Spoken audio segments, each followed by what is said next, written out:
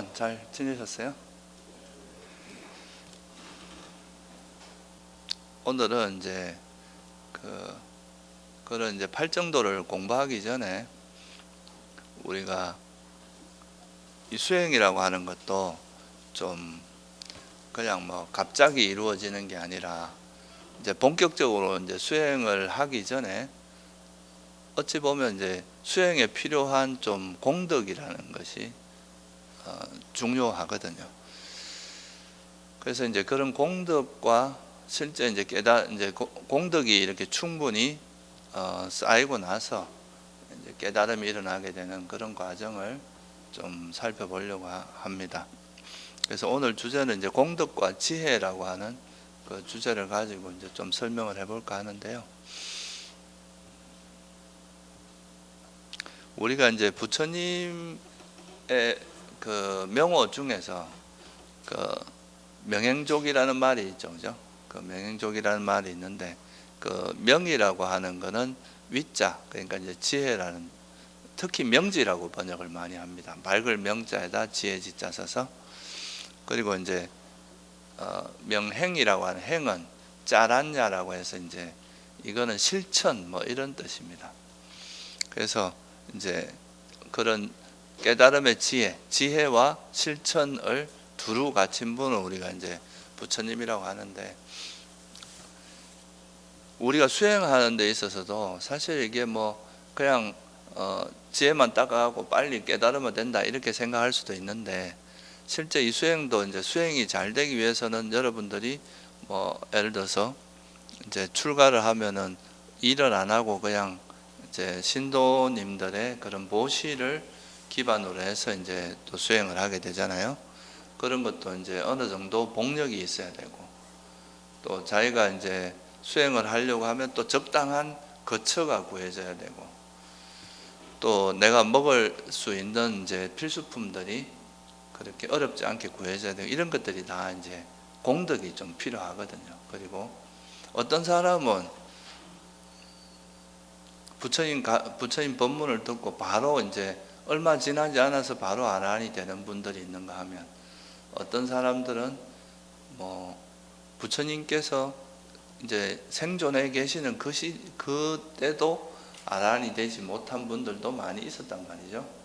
그러면 이런 게 다 어디에서 차이가 날 거냐 이거죠. 그런 것들이 똑같이 법문을 듣고 똑같이 법을 접하고 했는데 왜 어떤 사람은 이제 깨달음을 얻고 깨달아서 아라한이 되고, 또 어떤 분들은 아라한이 못 되고 그냥 여전히 범부로 있고, 이렇게 되는 그 이유가 뭐냐? 그게 바로 이제 공덕의 차이다, 이렇게 이제 이해할 수 있습니다. 그래서 공덕이 두루 이래 충만해가지고 그 공덕이 충분히 무르익었을 때, 무르익고 나면 그때서야 비로소 우리가 이제 깨달음이 일어나는 거지.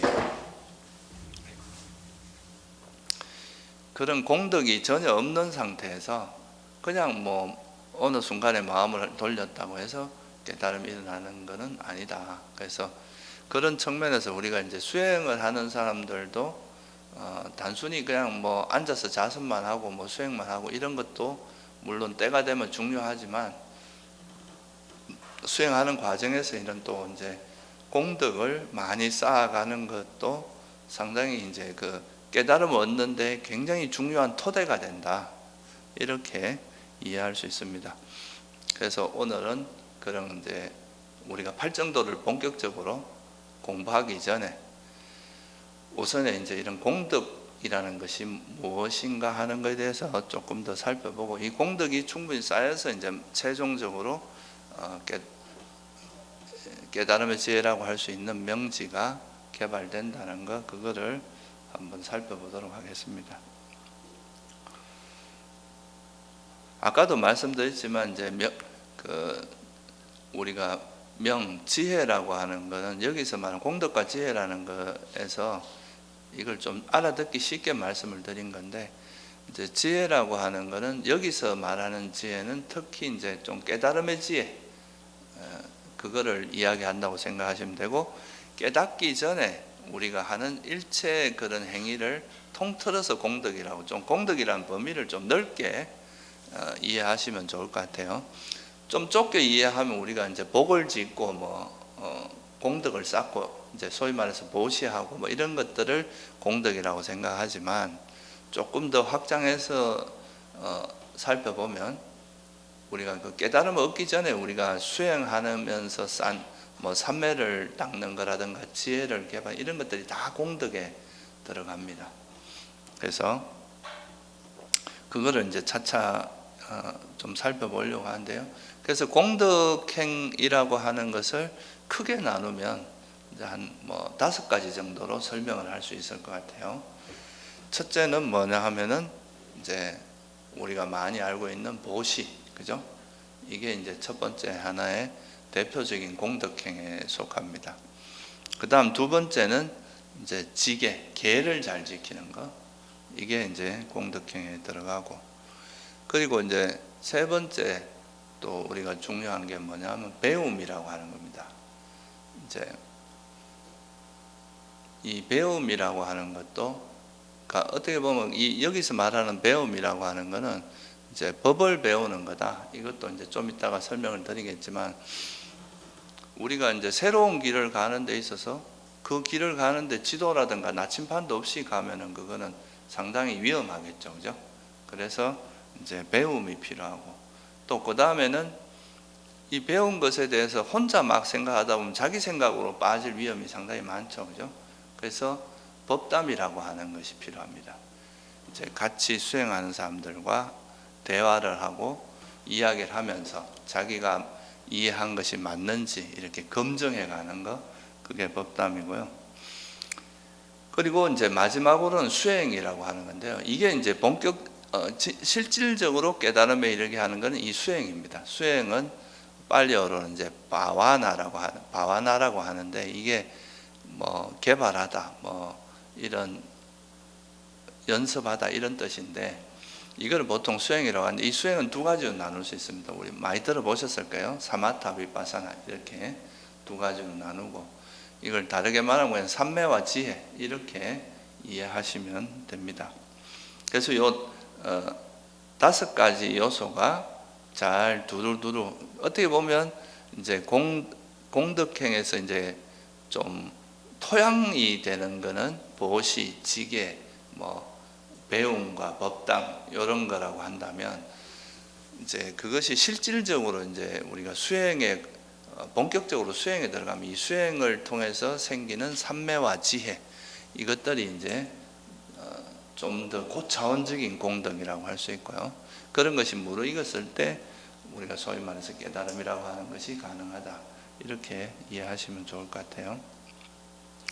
그래서 사실 이게 이제 우리나라에서는 깨달음이 이제 단박에 일어나고 한순간에 일어나고, 사실 그 깨달음이 일어나는 그 순간은 순간적이라고 말하는 게 맞을 겁니다. 그렇지만 그게 평소에 번뇌가 죽을듯이 일어나던 사람이 갑자기 어느 순간에 수행을 했다고 해서 갑자기 깨달아지고 이런 건 아닐 거 아니에요, 그죠? 충분히 우리가 이제 우리 마음에 있는 그런 탐욕이라든가 성냄이라든가 어리석음 같은 것들이 이래 녹아내리는 시간이 필요하거든요. 사실 수행을 안 해본 사람, 이제 정말로 자기 욕망이나 집착, 이런 거를 한번 내려놓기 위해서 애써보지 않은 사람들은 그게 얼마나 힘든다는 걸 잘 모릅니다.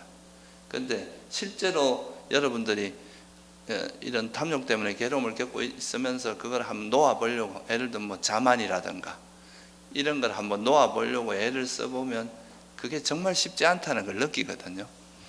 그러니까 이제 수행도 어떤 지혜가 무르익어서 그 지혜가 충분히 성숙되는 그런 시간이 필요하고, 그런 시간이 이렇게 축적되면서 나중에 그것이 이제 무르익어서 어느 순간에 도약이 일어나서 소위 말해 깨달음이라는 게 가능한 것이다, 이렇게 이해하시면 좋을 거예요. 그래서 사실 우리는 보통 보면 너무 우리나라에서는 깨달음을 강조하다 보니까 이런 공덕에 대해서 좀 소홀히 하는 경향이 되게 많거든요.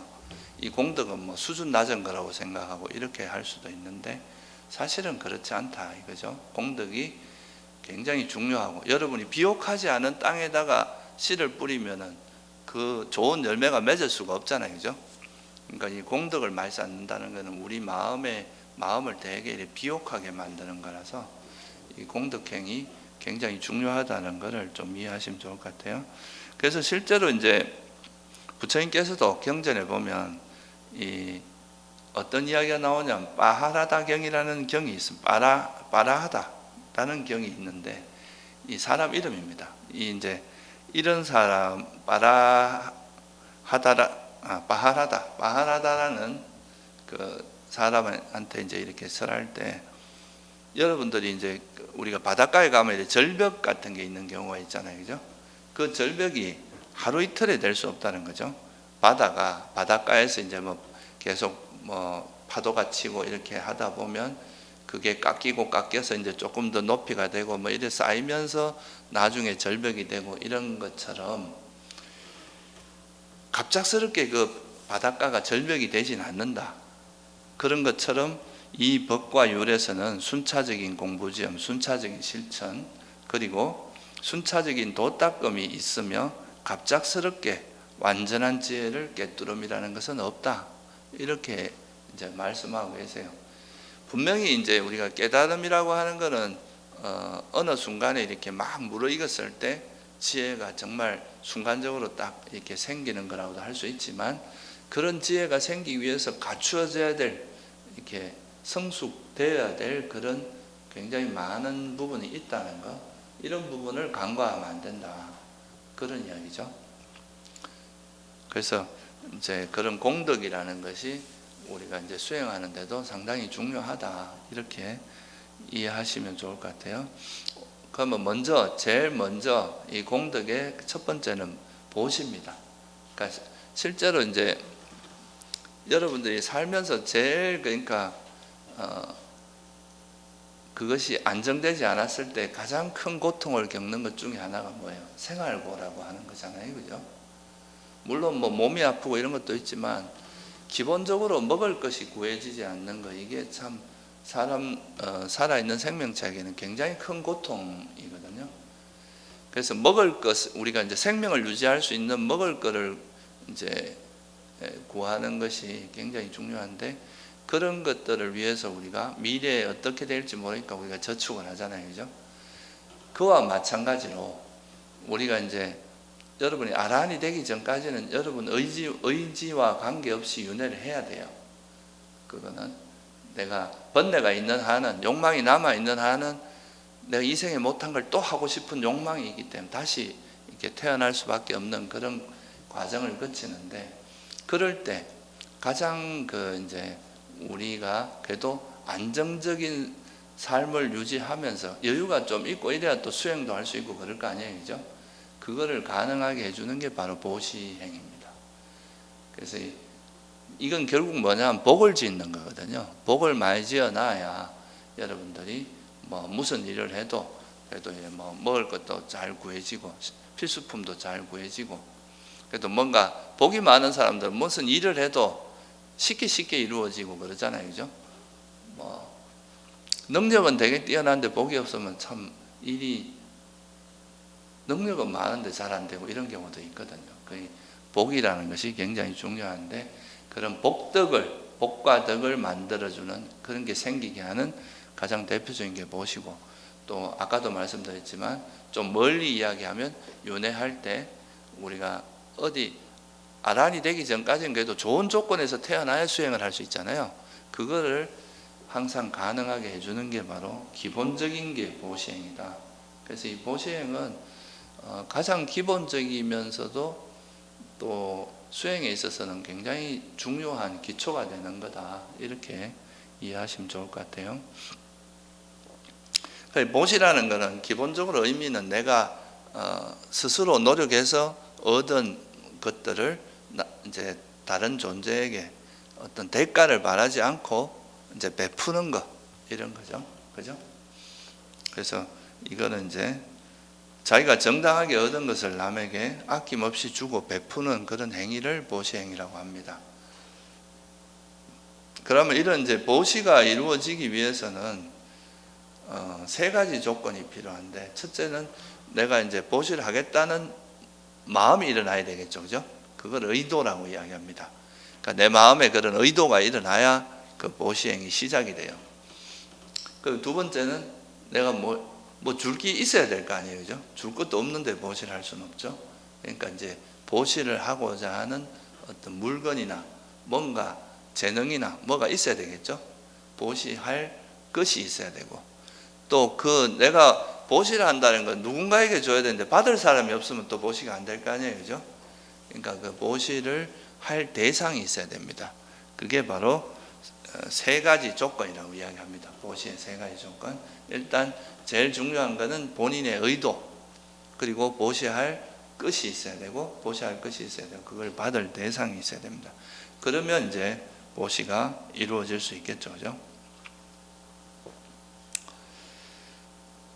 사실 이게 이제 우리가 살아가면서 여러분들이 보시면 알겠지만, 세상을 살 때는 뭐 그래도 복이 있거나 지혜가 있거나 둘 중에 하나는 있어야 그래도 세상 사는 게 조금 편합니다. 이제 지혜가 있는 사람은 좀 복이 없어도 어려움을 돌파할 수 있는 지혜가 있으니까 그나마 그걸로 이제 살 수 있고, 또 지혜가 부족한 사람은 복이 많으면 또 주위에 좋은 사람이 있어서 또 그 옆에 있는 사람의 지혜를 빌릴 수도 있잖아요. 그래서 이제 그러면 또 그걸 가지고 살아갈 수 있고, 둘 다 있으면 제일 좋죠, 그죠? 뭐 그게 이제 제일 좋은데, 근데 이게 복도 없고 지혜도 없고 이러면 참 세상 살기 힘듭니다. 이게 뭔가 자기 딴엔 잘한다고 했는데 그게 오히려 더 구렁텅이에 빠지는 경우도 많잖아요, 지혜가 없으면. 그래서 이런 이제 우리가 이런 보시행이라는 것은 제일 크게 되는 것은 바로 복을 많이 쌓게 해서, 일종의 우리가 뭐 윤회할 때 큰 노잣돈을 마련하는 그런 거랑 비슷합니다. 이게 어느 정도 복이 있어야 우리가 좋은 데 태어나고, 좋은 데 태어나서 그래도 좀 적어도 우리가 살아가는데 필수품이라고 하는 거 있잖아요, 의식주. 그거는 그래도 좀 큰 무리 없이 너무 풍족하지 않아도 그래도 이렇게 너무 부족하지 않을 정도는 구해져야 우리가 좀 어느 정도 그래도 안락하게 살 수 있고, 그걸 기반으로 해서 이제 수행도 할 수 있고 그런 거기 때문에 그렇습니다. 그래서 보시라는 것은 이제 자기가 정당하게 취득한 것을 이제 남들에게 베푸는 거고, 그 베푸기 위해서는 의도와 보시할 것, 그리고 보시할 대상이 필요하다는 것, 그게 기본적이고요. 그러면 이런 이제 보시를 하는 형태가 다양하게 있는데요. 제일 기본적인 게 이제 재물을 보시하는 거겠죠. 여러분들이 뭐 수행 이제 스스로 땀을 흘리고 스스로 이제 일해서 번 것들의 일부를 뭐 어려운 사람을 위해서 기부를 하거나, 또 뭐 좋은 일에 쓰라고 하거나, 또 뭐 이제 스님들 같이 이런 출가자들한테 기부를 하거나, 이런 것이 가장 기본적인 겁니다. 그래서 그런 재물을 보시하는 형태도 음식을 보시하는 게 제일 기본적인 거죠, 그죠? 어디라도 그렇습니다, 그죠? 먹을 거를 잘 주면 큰 불만은 없어요. 어디 가도. 우리 스님들도 그래요.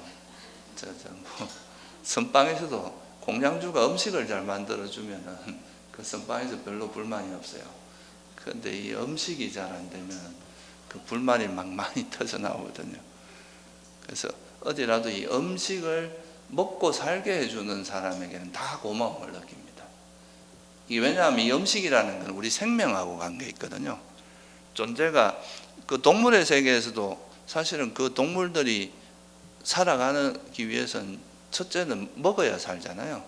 그래서 뭐 남을 잡아 먹기도 하고 하는데, 기본적으로 이 먹는다는 거, 이게 생계라는 거는 생명을 유지하는 데 있어서 가장 기본적인 거기 때문에, 그래서 이제 음식을 보시하는 게 첫 번째. 그 다음에 뭐 여러분들 요즘 같으면 이동을 해야 되잖아요, 그죠? 그런 탈 것 보시해 주는 것도 있을 수 있고, 또 옷을 보시하는 거. 그러니까 입을 옷이 없는 뭐 추위에 떨고 있는 사람한테 옷을 보시하거나 그런 거. 그리고 이제 또 어두운 데서 있는 사람에게는 등불을 보시하는 거, 이런 게 있고, 또 제일 또 큰 게 뭐냐면 거처, 살 곳을 보시하는 거. 그래서 이제 상류단니까에 보면 무엇을 베푼경이라는 경이 있습니다. 거기에 보면은 어떤 말씀이 나오느냐 하면 부처님께서 이렇게 말씀하세요. 음식을 베풀면 힘을 주는 게 된다. 음식을 먹으면 우리가 이제 힘이 생기니까 옷을 베풀면 아름다움을 주는 게 된다. 옷이 없으면 되게 이제 추하게 되니까요. 탈 것을 베풀면 편안함을 주는 것이고 등불을 베풀면 눈을 주는 것이고 거처를 베푸는 사람은 뭐가 되겠어요? 거처는 이제 일체를 보시하는 거다 이렇게 합니다. 그래서 보통 이제 우리가 절에서도 스님들이 사는 그런 수행자들이 사는 그 공간, 거처, 숙소를 보시하는 게 일체 보시라고 하기도 하거든요. 그래서 그게 이제 법을 가리키는 것은 불사라는 게 뭐겠어요? 우리가 소위 말하는 그 절짓는 불사가 아니고 죽지 않는다는 뜻이에요. 이건 뭐냐 하면 열반에 든다는 것은 이제 다시는 태어나지 이제 윤회에서 벗어나니까 다시는 죽었다 살았다 할 필요가 없잖아요. 그죠? 생사에서 벗어나는 거죠. 그래서 불사라고 이야기합니다. 그래서 제일 어떠민 거는 뭐겠어요? 법보시겠죠. 그죠? 법보시가 왜냐하면 괴로움에서 완전히 벗어나게 해주니까. 그래서 여러분들이 아름다움을 원하면 뭘 해야 되겠어요? 옷을 보시하고, 힘을 원하면 이제 음식을 보시하고, 그런 식으로 또 편안함을 원하면 이제 탈 것을 보시하고, 그런 식으로 이제 그 보시하는 형태를 나눌 수 있다 이렇게 볼 수 있고요. 이거는 이제 자기가 가지고 있는 재물을 가지고 이제 보시하는 형태고, 또 난 재물은 없지만 남이 잘 됐을 때, 남이 뭔가 좋은 일이 있고 잘 됐을 때 우리가 같이 기뻐해 주는 거, 이것도 보시에 들어가거든요. 그래서 보통 우리가 뭐 남이 잘 되면 저건 뭐 잘했다고 막 잘난 체하네 이러면서 막 질투하고 화내지 말고, 남이 뭔가 잘한 게 있으면 잘했구나, 참 잘했다 이렇게 이제 우리가 이걸 이제 빨리어는 사두 이렇게 이야기하거든요. 그게 금강경에서 말하는 선제 이거 똑같은 말입니다. 참 잘했다, 훌륭하다 이런 뜻이죠. 그렇게 같이 기뻐해 주는 것도 하나의 보시, 이것도 일종의 보시행에 들어갑니다. 그리고 재능을 보시하는 거. 여러분들이 실제로 뭐 재물로 보시하지 않더라도 내가 뭐 잘하는 거, 그런 이제 뭐 예를 들면 절에 가서 풀 뽑는 걸 도와준다거나, 또 뭐 설거지를 도와준다거나, 뭐 이런 것들 자기 몸으로서 할 수 있는 거, 이런 걸 있을 수 있고, 또 요즘은 뭐 유튜브 이런 것도 많이 하니까 그런 이제 편집 같은 거 이런 걸 도와주는, 이런 것도 다 재능 보시에 해당하겠죠. 그죠? 그런 재능 보시를 할 수도 있고, 그보다 조금 더 이제 그거 한 거는 자기 몸을 보시하는 거. 이거는 뭐 콩팥을 하나 떼준다거나, 뭐 신장을 떼준다거나, 신장이랑 콩팥이 같은 말이죠. 그런 것, 자기 몸의 일부를 타인을 위해서 보시하는 것, 이런 것도 있고, 아예 타인을 위해서 자기 생명을 보시하는, 남을 살리기 위해서 자기가 죽는 이런 경우도 있잖아요. 그런 것이 이제 아주, 이런 거는 굉장히 큰 보시입니다. 그래서 이거는 뭐 그에 대한 과보도 훨씬 크겠죠. 그리고 또 이제 마지막으로 회항하는 보시도 있습니다. 그거는 뭐냐 하면 여러분들 이제 복을 많이 짓고 나서 그 복을 내 혼자만 갖는 게 아니라 내가 지은 이 공덕이 모든 존재에게 나누어지기를, 이렇게 하면서 내가 지은 공덕을 나눠주는 거죠. 타인에게도 돌아가기를, 이렇게 마음을 내는 것 자체가 굉장히 큰 의미가 있는 보시다.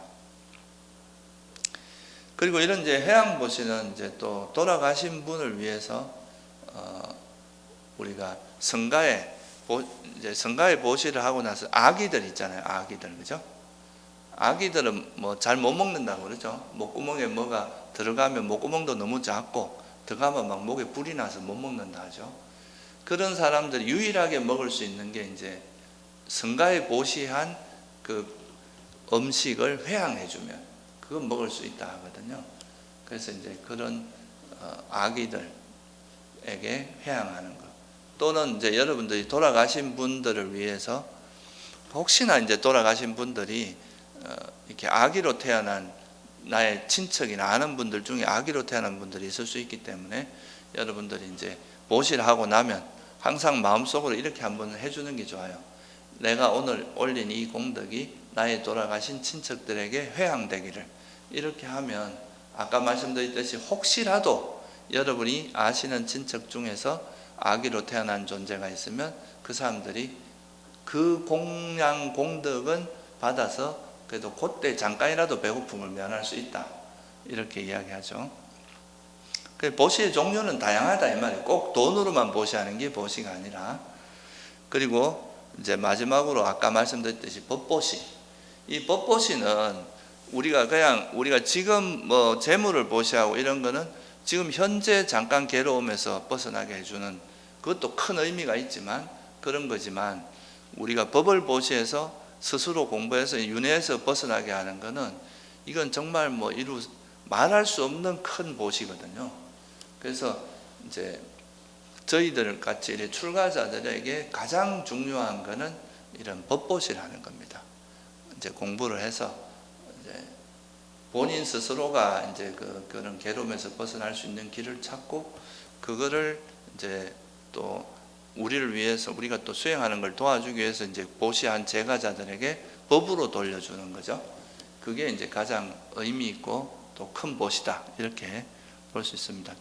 그래서 경전에도 보면은 이 법보시는 괴로움에서 완전히 벗어나게 해주기 때문에 보시 중에 어뜸이다, 이렇게 이야기합니다. 그래서 법보시가 가장 뛰어나다. 그러니까 이제 뭐 꼭 법문이 아니더라도 좋은 책을 주변 사람들한테 보시한다거나 경전의 말씀을 전해준다거나 이런 것들이 다 법보시의 일종이라고 보면 되겠죠, 그죠? 예, 보시의 종류에는 이런 게 있고, 이제 보시할 때 가면 이제 이 보시를 할 때 보시자의 의도가 중요하다 그랬는데, 그때의 마음가짐은 어떻게 해야 되느냐? 보시하기 전에 이제 내가 이거를 할까 말까, 이거 하는 건 너무 아깝다, 이걸로 차라리 내가 맛있는 거 먹는 게 낫지 않나, 뭐 이런 이제 마음들을 가지고 하는 보시도 있을 거고, 흔쾌히 탁 보시를 할 수도 있을 거 아니에요, 그죠? 또 보시를 하고 나서 괜히 했다, 이렇게 이제 또 아까워할 수도 있지만, 보시를 하기 전이나 할 때나 하고 나서나 어느 때나 그 기쁜 마음으로 하는 게 보시 중에 가장 수성한 보시고, 보시를 하기 전과 할 때와 하고 나서 뭔가 아까운 마음이 들거나 그거에 대해서 후회를 하거나 이렇게 하는 것은 보시 공덕이 없는 건 아닌데 조금 보시 공덕이 좀 감해집니다. 왜냐하면 보시를 하는 것 자체는 굉장히 유익한 행위거든요. 근데 이 보시를 하는 전과 할 때와 후가 이런 이제 뭐 아까워하거나 후회를 하면 해로운 그러니까 불선한 마음들이 일어나는 거라서 이 보시의 공덕을 좀 훼손시키는 거죠, 이 해로운 마음이. 그래서 이왕이면 보시를 할 때는 기쁜 마음으로, 하기 전과 할 때와 한 후에 기쁜 마음으로 이렇게 정말 흔쾌히, 이렇게 우리나라에서 자주 하는 말로 이제 무주상, 그 내가 보시에 대해서 뭔가 아쉬워하거나 이런 게 아니라 정말 마음을 비우고 정말 이게 이 보시의 공덕을 이해하면서 만약에 그냥 그렇게 한다면 그것이 훨씬 더 의미가 있다, 공덕이 훨씬 크다 이 말이에요, 똑같은 보시를 하더라도. 그래서 이런 걸 수성한 보시라고 이야기하고요. 또 이거는 보시하는 사람의 마음에 따라서도 그 보시 공덕에 좀 차이가 날 수 있습니다. 우리가 그런 말 하잖아요. 보시하고 나서 저 복 다 까먹는다, 이런 이야기 하잖아요, 그죠? 그게 이제 이왕 보시를 하고 나서 그걸 아까워하거나 후회하고 이러면 기껏 복을 지어놓고 이제 그걸 복을 까먹는 꼴이 되는 거죠. 그리고 이제 보시하는 사람의 마음도 되게 중요하지만, 또 역으로 또 다르게 이야기하면 보시를 받는 사람의 그 상태에 따라서도 이 보시의 그 공덕이 상당히 차이 날 수 있습니다. 보시를 받는 사람이 어떤 사람이냐에 따라서. 그래서 이게 이제 우리가 보통 이제 보시에 대해서 이야기할 때 보시를 하는 사람에 의해서 청정해지는 보시가 있고, 보시를 받는 사람에서 청정해지는 보시가 있다, 이렇게 이야기합니다.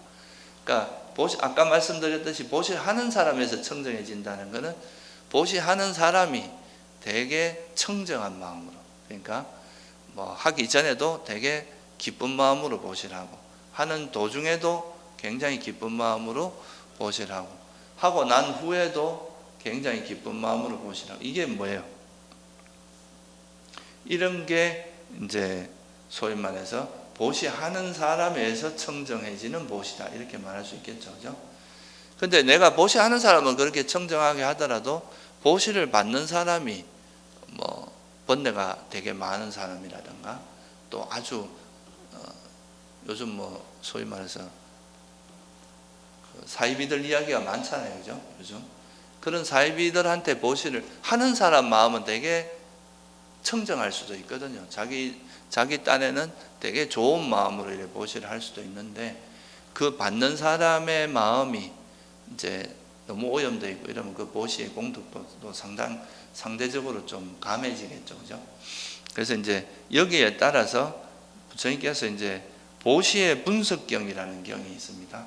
맞지마니까에 보면은 그 보시의 분석경에 보면 개인에게 하는 보시를 14가지로 분류를 해놨어요.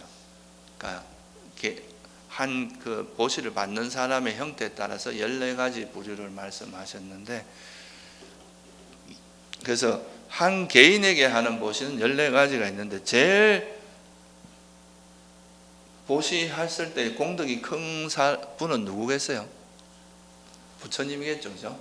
부처님, 만약에 부처님이 살아계실 때 여러분이 보시를 했다, 그러면 그건 뭐 최고의 보시가 되겠죠.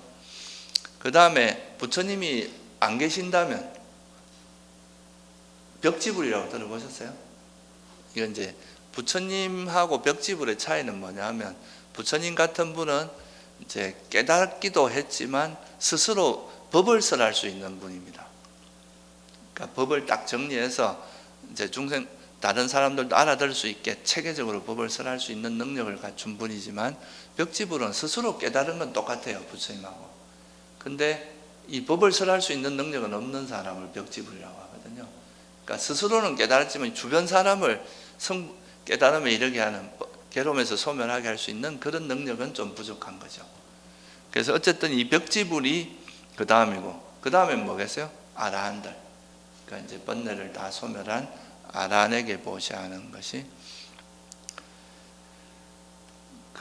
이런 보시가 이제 아라한이나 이런 벽지불이나 부처님께 보시하는 공덕은 뭐 이루 셀 수 없는 그런 공덕이 있다고 하죠, 그죠?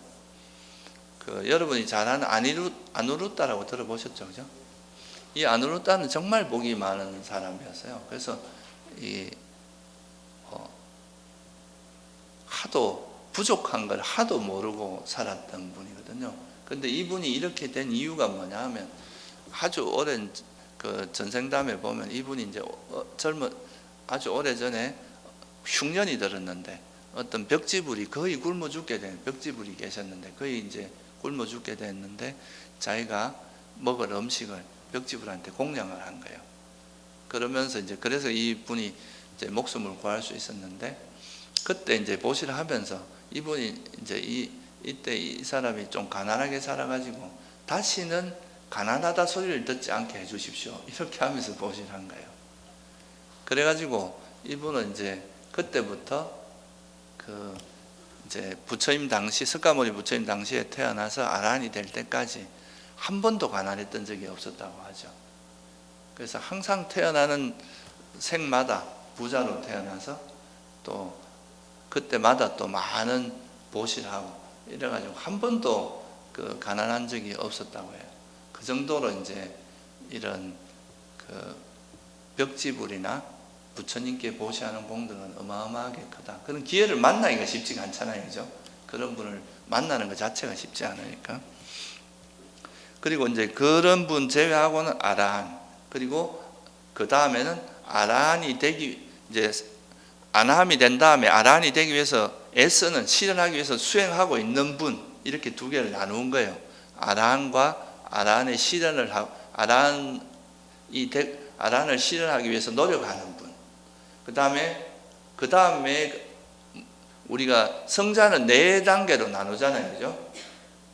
수다운, 사담, 아남, 아란이라고 이렇게 4단계가, 이거는 이제 이 각각마다 이제 수다운이 있고, 수다운이 되기 위해서 애쓰는 분이 있을 거 아니에요, 그죠? 그런 식으로 나누면, 그러니까 이제 이런 성자에게 보시하는 거는 경전에 보면 헤아릴 수 없다, 이렇게 나옵니다.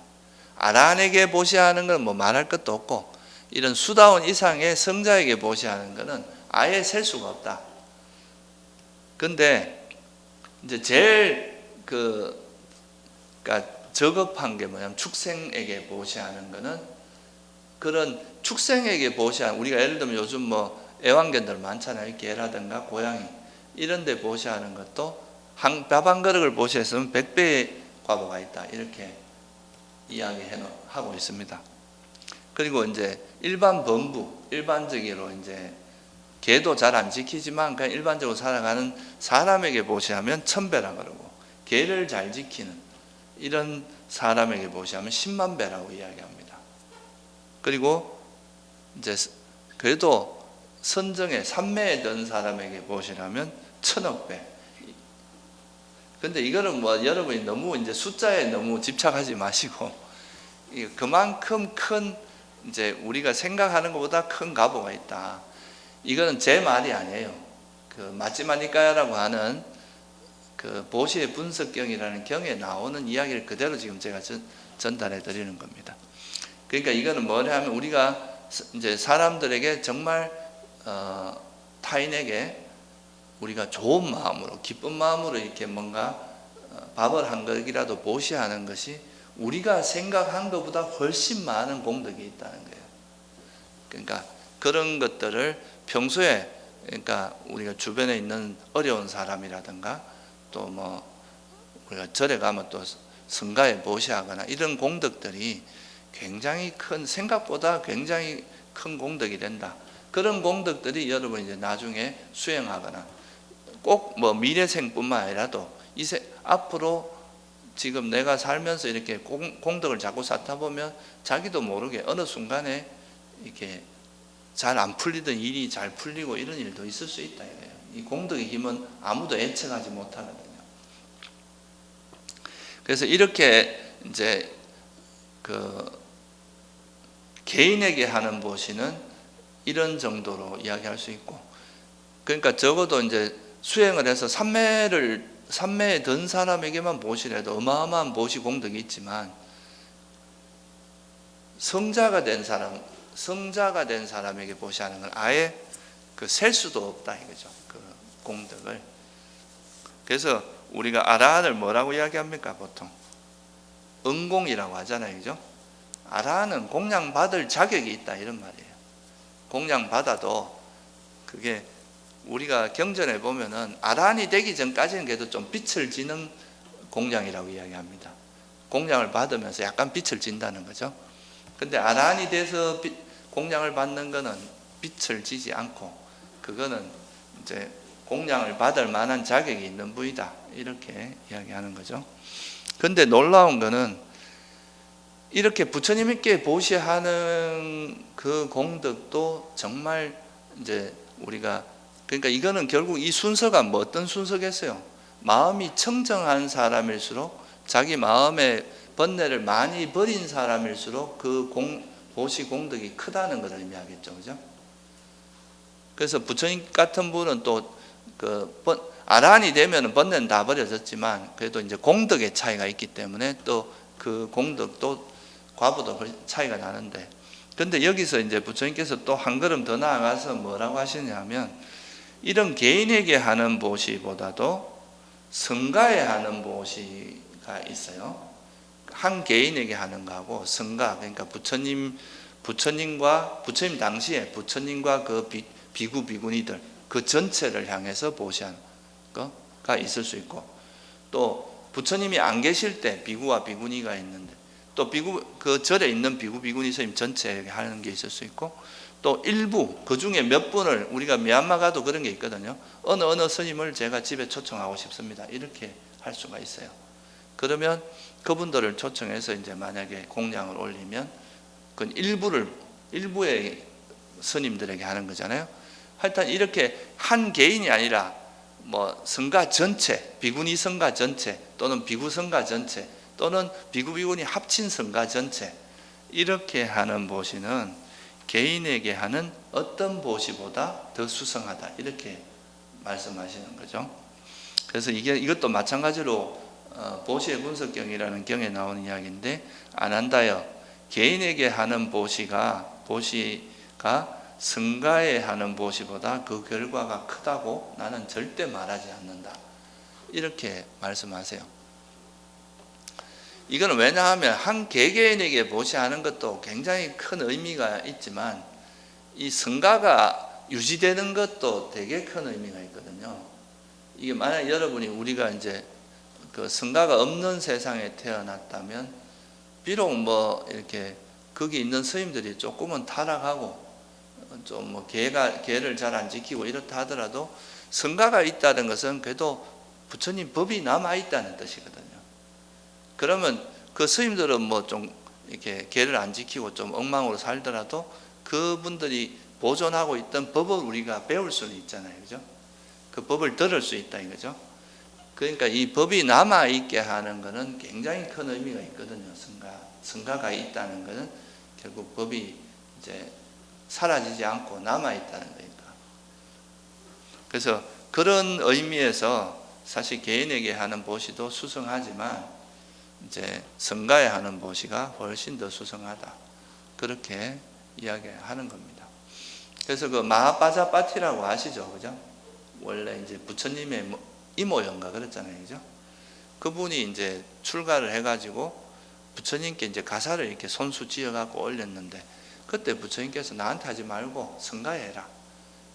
계속 이제 세 번이 계속 이제 이 마하빠자빠티는 부처님이시기도 하고 또 이제 당신의 속가 때 또 이모고 하고 그러니까 부처님께 되게 드리고 싶었겠죠, 그죠? 근데 부처님께서는 그거를 나한테 하지 말고 성가해라. 세 번인가 이야기하죠. 결국은 이제 성가하는데 그러니까 옆에서 안한준 뭐 왜 그 좀 받아주지 왜 그러셨어요? 뭐 이렇게 이제 이야기했겠죠.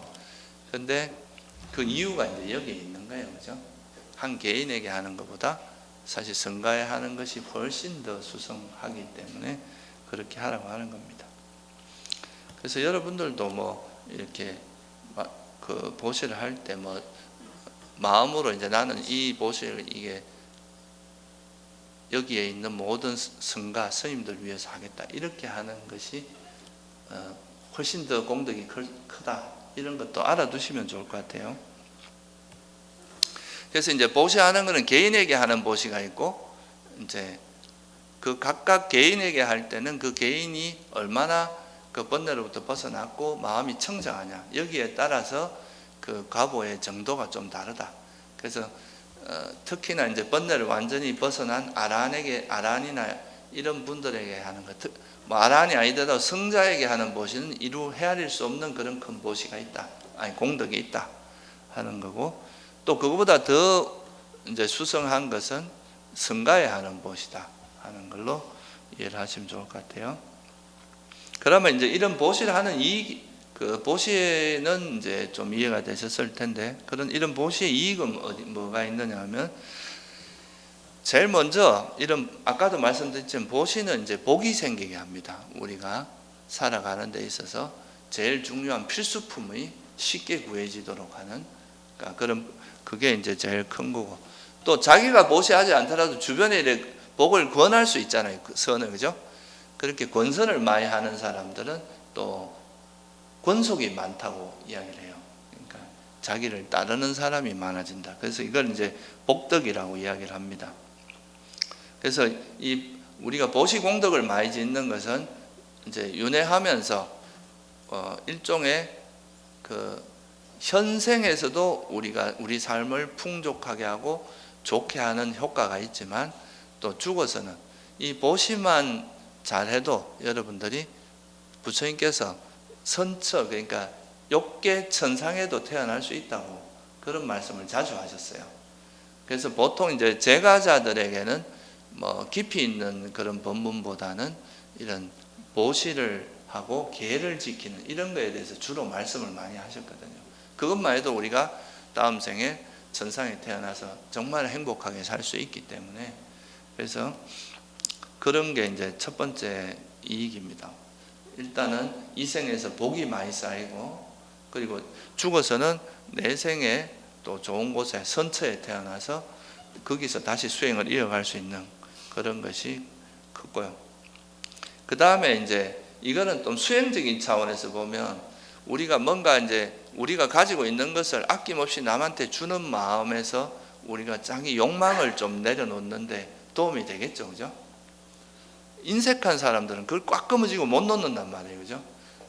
근데 자기가 이제 애써서 번 것의 일부라도 자꾸 이렇게 보시하는 연습을 하다 보면 나중에는 이제 소욕지조가, 자기 욕심을 좀 버리는 거에도 상당히 도움이 됩니다. 그리고 이제 화를 버리는 방법 중에서 한 가지가 뭐냐 하면, 미운 놈한테 떡 하나 더 주라는 그런 마음으로 오히려 미운 사람한테 보시라라 그러거든요. 내가 아끼는 걸 하나 보시라 하면은 그것도 화를 버리는 방법 중에 하나에 들어갑니다. 그래서 이런 보시를 통해서 사실 진짜 우리가 있는 걸 버리기 제일 좋은 건 욕심이나 화를 버리는 이 보시라는 행위가 우리에게 있는 욕망과 화를 버리는데 굉장히 도움이 된다 하는 것도 참고로 아시면 좋을 것 같아요. 그래서 이 보시라는 게 팔정도에는 안 들어가죠, 그죠? 팔정도에는 보시가 없거든요.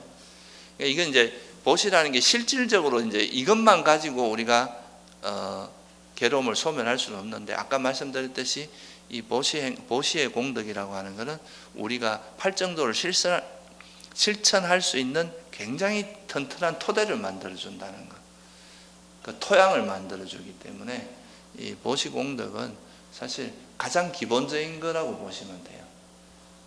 그래서 이 첫 번째 공덕행에서 이제 우리가 해야 될 것은 바로 이 보시다 하는 걸 하고요. 네, 오늘 여기서 마치겠습니다.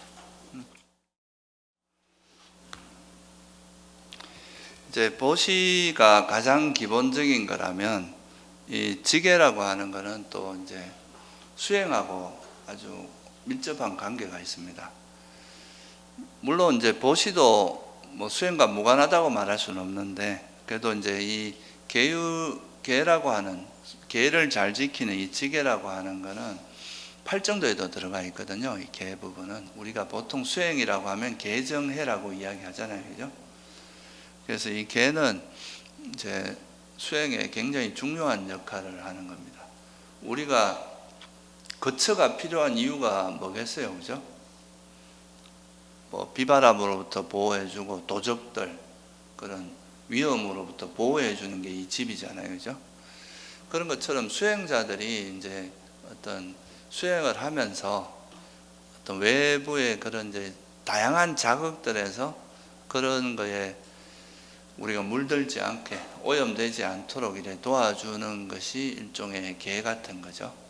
이게 이제 우리 마음이 크게 큰 문제, 특히나 남에게 비난받을 정도의 그런 악행, 그런 걸 하지 않도록 이렇게 뭔가 보호해주는 역할을 하는 것이 바로 계다, 이렇게 이해하시면 좋을 것 같아요. 계는 한마디로 말해서 이제 수행자가 좀 지켜야 될 도덕적 규범 같은 겁니다. 우리가 뭐 살생을 한다거나 도둑질을 한다거나 뭐 바람을 핀다거나 이런 것들은 사회적으로도 많은 지탄을 받게 되고, 그로 인해서 또 뭐랄까 개인적으로도 뭐 어떤 큰 해로 불이익을 겪게 되는, 또는 뭐 심지어는 그걸로 인해서 감옥도 가게 되고 이런 경우도 있잖아요, 그죠? 그래서 이런 계라는 것은 우리가 이제 우리를 좀 잘 그런 마음이 오염되는 것으로부터 보호해주는 역할을 하기 때문에 굉장히 중요합니다. 보통 사람들이 이제 처음 이런 계를 접하면 좀 구속이라고 생각하기 쉬워요, 그죠? 나 이게 너무 답답하다. 근데 여러분들이 막 밖에서 막 야생동물이 왔다 갔다 하고 이런데 방 안에 있으면 자기가 구속됐다고 생각하나요? 아니면 안전하고 보호받는다고 생각하나요? 그런 것처럼 우리가 이제 사실 수행자들에게 이 계라는 것이, 이 계를 잘 지키다 보면 오히려 이게 정말 나를 구속하는 게 아니라 나를 좀 보호해주고 있구나 하는 그런 이제 우리가 생각을 하게 될 겁니다. 그래서 개라는 것은 단순히 그냥 우리를 이제 구속하기 위해서 부처님께서 이제 제정을 했다기보다는 우리 수행자들을 이제 큰 위험으로부터 보호해주기 위해서 하는 거기 때문에 여러분들이 개를 이제 잘 지키는 것은 굉장히 중요한 거다. 그래서 부처님께서 이제 수행할 때 그 출발점을 두 가지로 언급을 하세요. 하나는 청정한 계율, 계를 잘 지키는 것. 두 번째는 바른 견해입니다. 이 바른 견해 이제 다음 시간부터 좀 더 자세히 공부를 하게 될 텐데, 이 청정한 계와 바른 견해 이 두 가지가 이제 사실은 우리 수행자를 지탱하고 지켜주는 제일 중요한 출발점에 해당하는 거죠. 부처님께서 돌아가셨을 때 이제 제자들이 그러잖아요. 부처님 돌아가시면 이제 우리 누구를 의지해서 살아가야 됩니까? 그때 뭐라고 말씀하셨어요? 내가 너희들에게 설한 계와 또 뭐라 그랬어요? 내가 너희들에게 설한 법을 의지해라, 이렇게 말씀하셨잖아요. 그래서 이 계와 법이라는 것이 우리 수행자들을 지켜주는 굉장히 중요한 역할을 합니다. 그래서 지금 제가 말씀드린 청정한 계, 이거는 이제 지금 공부하는 계고, 그 다음에 바른 견해가 바로 법을 배우는 거거든요. 이 법을 배워야 바른 견해가 서기 때문에, 그래서 이 청정한 계와 바른 견해, 이거는 우리가 이제 수행을 어떻게 해야 될지 이 방향성을 가지고 가더라도 처음부터 모든 사람이 지혜가 있는 건 아니니까, 그래도 요거는 넘어가지 마, 그럼 너한테 너무 위험해 하는 그 바운더리를 정해주는 거 있잖아요, 그죠?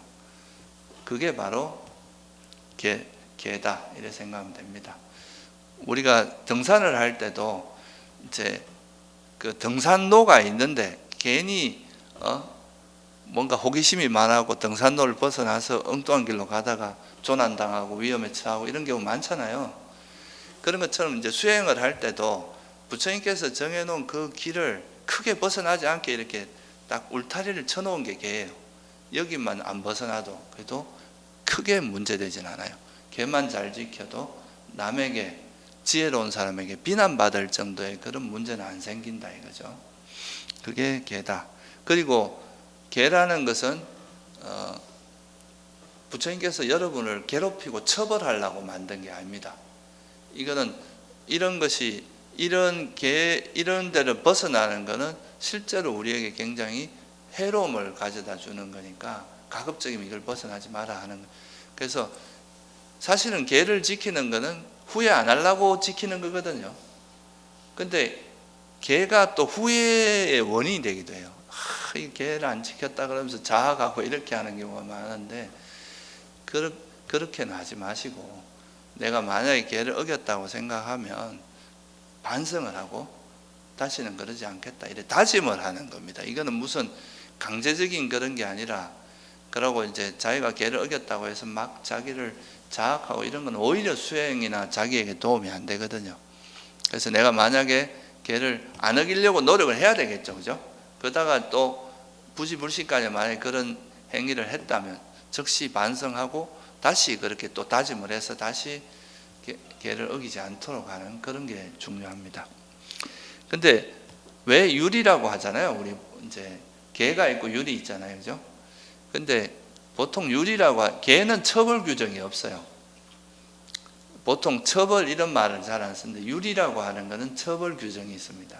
왜냐, 우리 스님들 같은 경우 이제 그 율을 보통 이야기하잖아요, 그죠? 그럼 스님들이 예를 들어서 대중들이 같이 살아가는데 뭔가 잘못한 게 있으면 그 참회 규정이 있거든요. 예를 들어서 내가 사소한 거는 그냥 다른 스님한테 내가 어제 오후 안 먹어야 되는데 사탕 먹었어, 또는 밥 먹었어, 이렇게 고백만 하면 끝나요. 그거는 괜찮은데, 근데 만약에 이제 좀 약간은 심각한 거면 좀 한 20명 정도 모아놓고 또 참여를 한다거나 이런 하여튼 규정이 있습니다.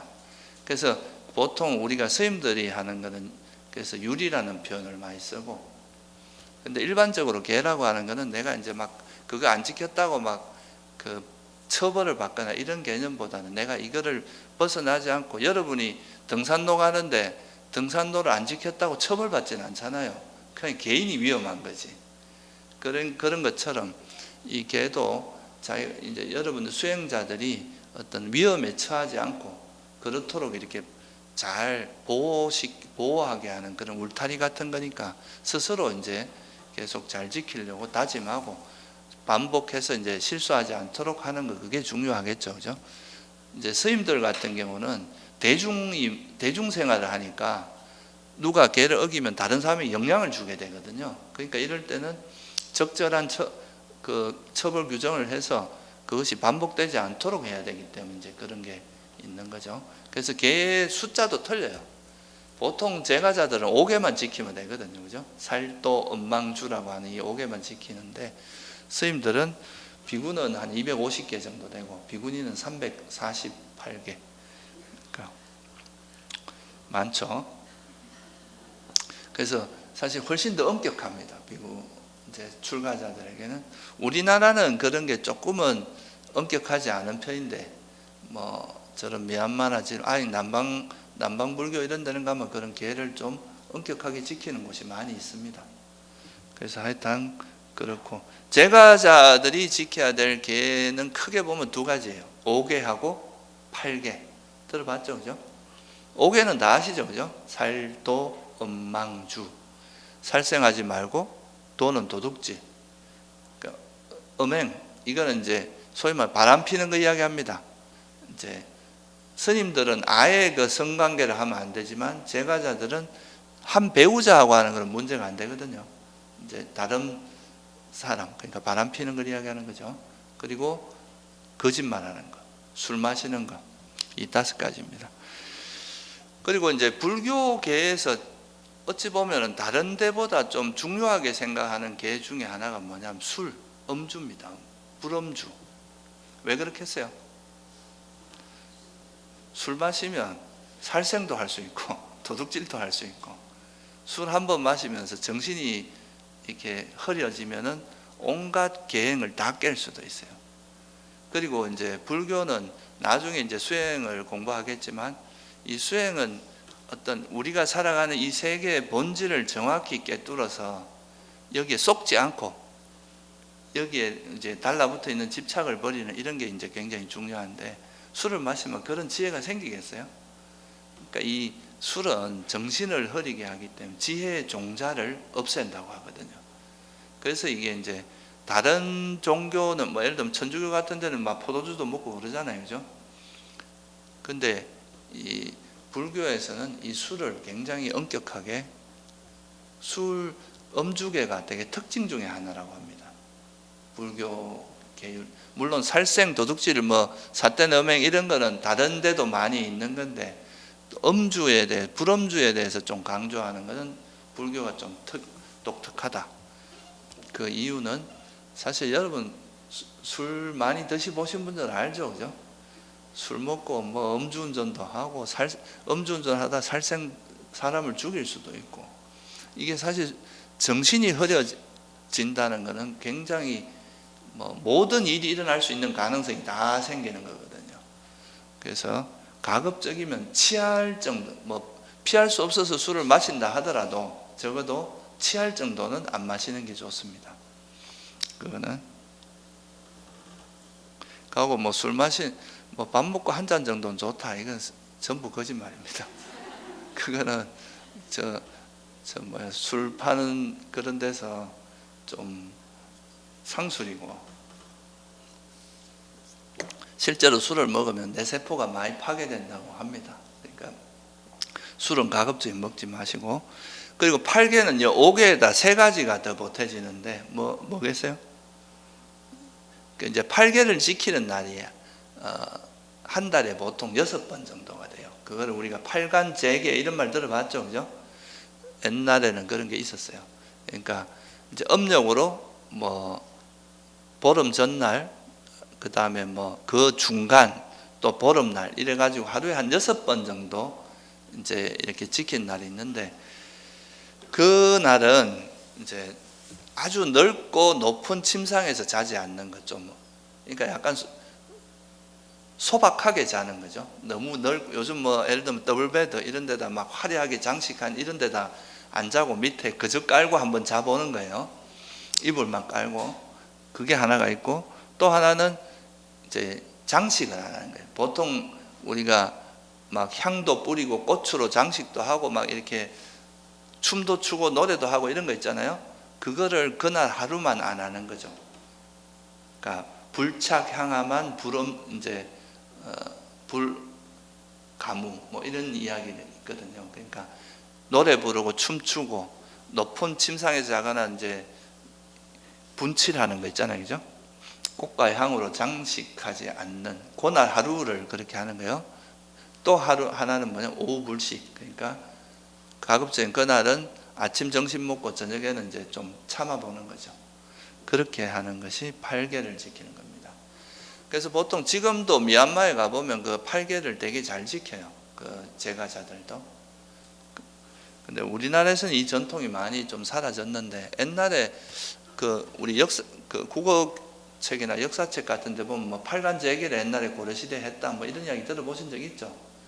그러니까 이게 옛날에도 우리나라에서 많이 하던 거였어요. 8계를 지키는 거. 그러니까 뭐 한 달에 6번은 아니더라도 그래도 뭐 한 일주일에 한 번 정도라도 또는 한 달에 한 번이라도 이런 8계를 한번 지켜보는 것은 의미가 있습니다. 이게 이제 검소하고 이제 검소하게 살고 또 음식도 좀 절제하는 힘도 기르고 뭐 일종 요즘 말하면 간헐적 단식을 하는 거죠. 그러니까 아침 점심 딱 먹고 그 다음에 다음날 아침까지 굶는 거예요. 한번 속을 비워 놓는 거죠. 건강에도 되게 좋으니까 그런 것도 한번 해보면 좋을 것 같아요. 그래서 제가자들에게 해당되는 게는 5계와 8계 이렇게 되고, 그리고 이제 이거를 그 수행의 관점에서 보면은 조금 더 이제 8정도에 보면은 8가지 요소가 있는데, 그 중에서 정어, 그죠?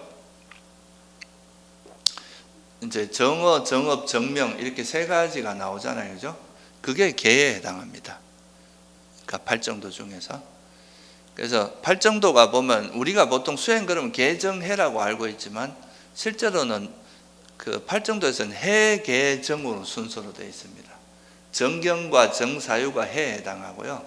정어, 정업, 정명 요게 이제 계에 해당하고, 정정진, 정념, 정정을 정에다가 이렇게 대비를 시켜요. 대응을 시키는데, 그러니까 이제 그 중에서 정어, 정업, 정명 이게 사실 뭐 스님들도 그렇고 모든 수행자들이 사실 이게 이제 스님들이 250개나 뭐 이렇게 348개, 비구니는 348 이런 게 나온 게 처음부터 있었던 게 아니거든요. 처음에는 수행자들이 그냥 이런 계 없이 수행을 했어요.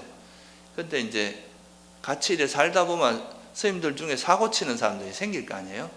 그럼 이제 그 사고 칠 때마다 이거 하지 마라, 이거 하지 마라 이렇게 하다 보니까 그런 이제 많은 계가 생기게 된 건데, 실제 이제 수행을 잘하는 사람들에게는 8정도만 잘 지켜도 사실은 수행하면서 스스로 안 하게 됩니다. 왜냐? 그런 계를 어기면 자기한테 뭐 수행에 방해가 되고 번뇌가 막 일어나는 걸 몸소 느끼니까 안 하게 된다 이거죠.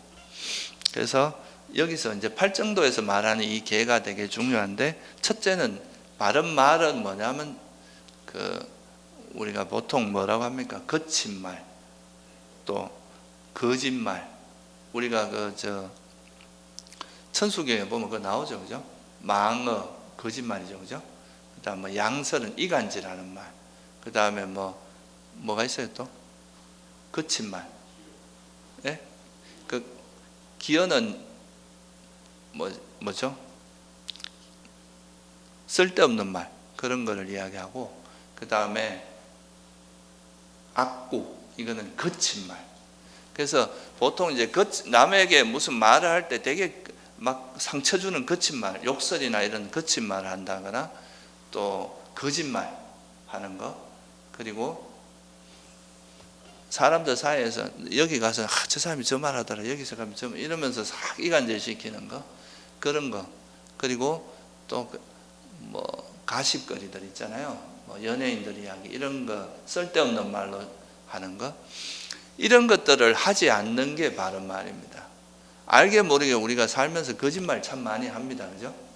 그리고 이제 사람들 사이를 거짓말을 하다 보면은 이제는 사람들이 내 말을 안 믿어요. 그러니까 거짓말 안 하고 거짓말을 삼간다는 것은 진실하게 말해라. 거짓말 하지 말고 진실되게 말을 해야 되고 또 거친 말보다는 어떻게 하라는 거예요? 좀 온화하게 부드럽게 그죠?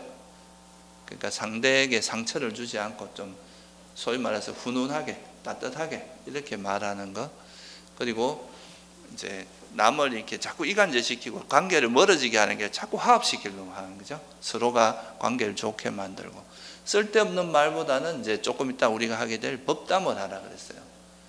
괜히 쓸데없는 말로 시간 보내지 말고 의미 있는 내가 뭐 부처님 가르침을 들었는데 이렇더라 또 내 번뇌가 이런데 이걸 어떻게 하니까 버려지더라 뭐 이런 법에 관한 이야기 이런 건 좀 생산적이잖아요. 그죠? 그래서 그런 것들이 바른 말에 해당합니다.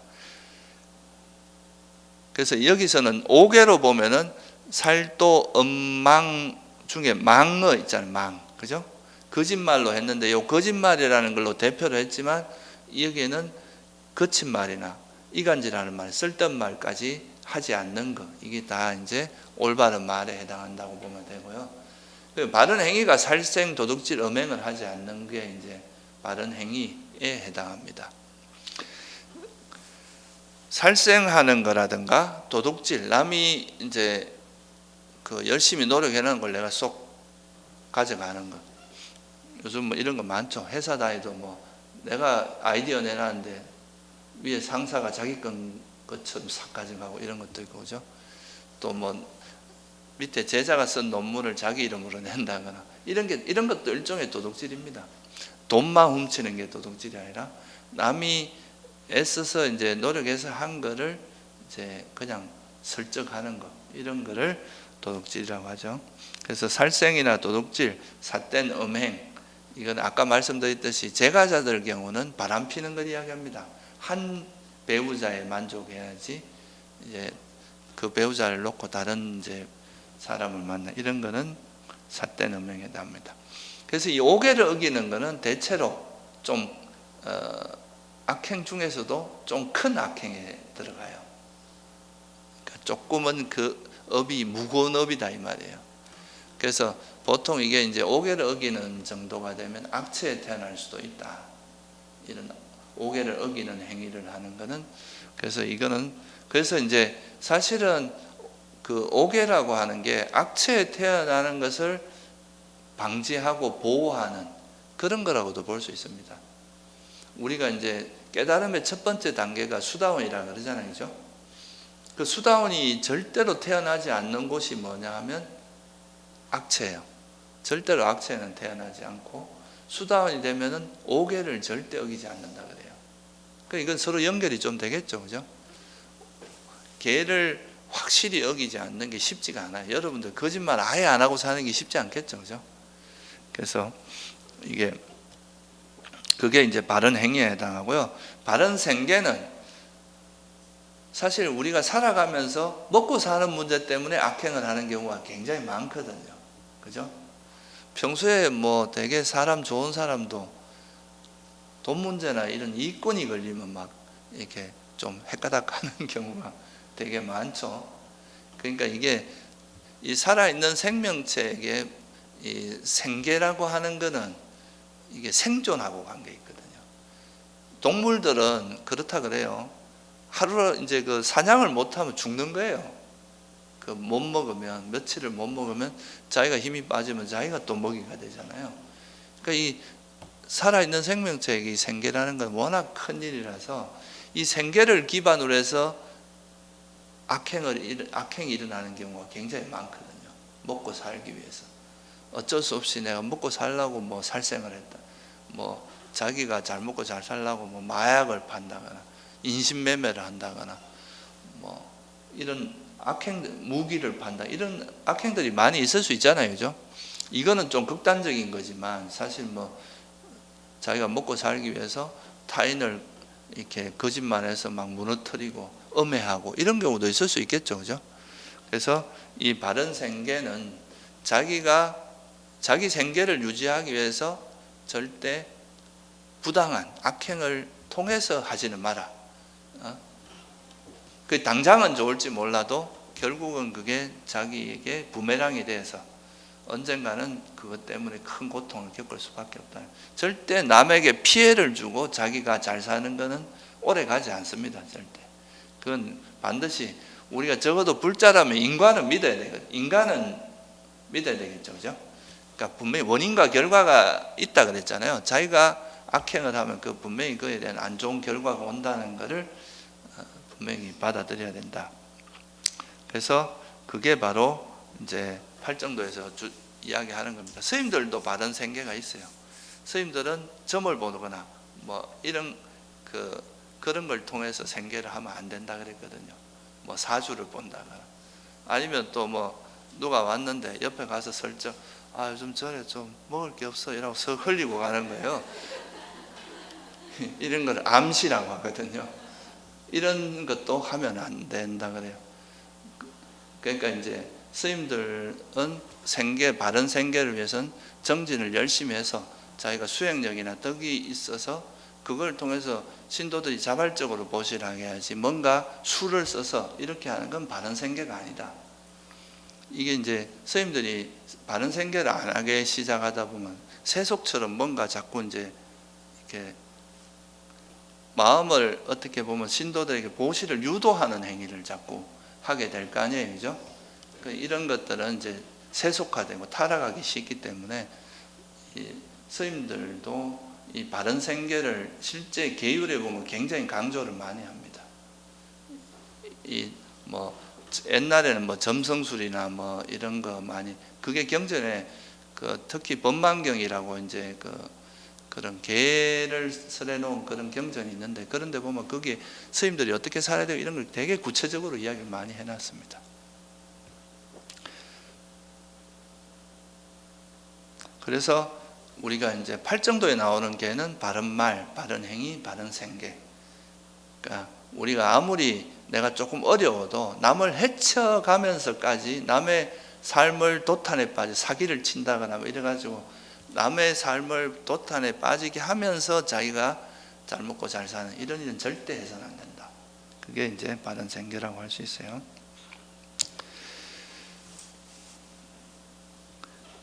이게 이제 팔정도에서 나오는 계율에 해당하고 이거는 결국 뭐하고 관계 있느냐 하면은 이런 행위를 하면 그게 나한테 분명히 해롭고 불이익이 온다는 것을 분명히 이해하면 이런 짓을 안 하게 됩니다. 그러니까 이건 이제 이런 계를 잘 지키기 위해서는 바른 견해가 있어야 되는 거죠.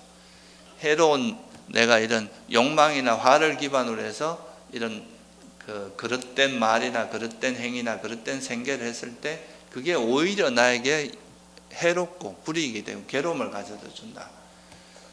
오히려 내가 지혜와 자비로서 말을 하고 그러니까 바른 말을 하고 바른 행위를 하고 바른 생계를 하는 게 결국은 나한테 이익이라는 거, 그게 나에게 유익하다는 거, 이걸 알면 그 행위를 남이 하지 마라 그래서 안 하는 게 아니라 스스로가 판단해 보면 이게 나한테 해롭다 이거죠. 이건 유익하고 계를 잘 지키는 건 유익하고 계를 안 지키는 건 해롭다는 걸 알면 오히려 안 하게 되겠죠, 그죠? 그렇게 이제 이건 수행에도 굉장히 중요하다. 그리고 계를 어기면 일단 마음이 어지러워서 수행이 안 됩니다. 계속 후회가 일어나거든요. 그래서 계를 지키는 첫 번째 이익은 후회가 없다 그러죠. 내가 뭐 남한테 비난받을 정도의 행위를 안 하니까 당당한 거예요, 어디 가도. 그래서 첫 번째 후회가 없기 때문에 우리 마음이 안정되고 항상 그러니까 우리가 보통 보면 악행을 많은 사람들은 막 이렇게 역비공처럼 마음이 어디로 튈지 모르거든요. 그런데 마음이 되게 안정적이 되고 생활도 안정적이 되고 그러니까 이런 마음을 기반으로 해서 삼매를 닦거나 지혜를 개발해도 잘 된다 이거죠. 그래서 사실 이 계를 잘 지키는 건 삼매를 닦는 데 굉장히 좋은 조건입니다. 굉장히 중요한 조건이 돼요. 두 번째, 계를 잘 지키면 재물이 모인다 그래요. 계를 안 지키면 사고를 치면 그 사고 수습하는데 돈이 많이 들어가겠죠. 뭐 그리고 술을 마셔서 뭐 음주운전을 해서 사고를 냈다. 그러면 그것도 그것 때문에 엄청난 또 재산적인 피해가 있을 거고, 또 술을 마시는 것 자체가 엄청난 뭐가 있어요. 뭐 어떤 내 친구가 그런 이야기 하죠. 자기가 먹은 술만 하면 집은 몇 채가 될 거라고 이야기를 하더라고요. 술 그렇게 되고, 또 뭐 바람 피는 친구도 있었거든요. 그런 친구도 보면 그 바람 피는데 들어가는 돈이 어마어마하다 그러거든요. 그러니까 그런 게 다 이제 재물이 모일 수가 없는 거야. 이런 사고치지요. 뭐 도둑질하고 음행하고 뭐 이런 것들 속에서, 근데 우리가 계를 잘 지키면 쓸데없는 짓을 안 하게 되기 때문에 우리가 정당하게 번 것들, 이런 것들을 잘 모으게 되고, 그러니까 이거 재물도 모이게 되고, 또 계를 잘 지키는 사람은 저 사람은 비난받을 행위를 안 하잖아요. 그러니까 주변 사람들에게 좋은 평판이 따른다는 거죠.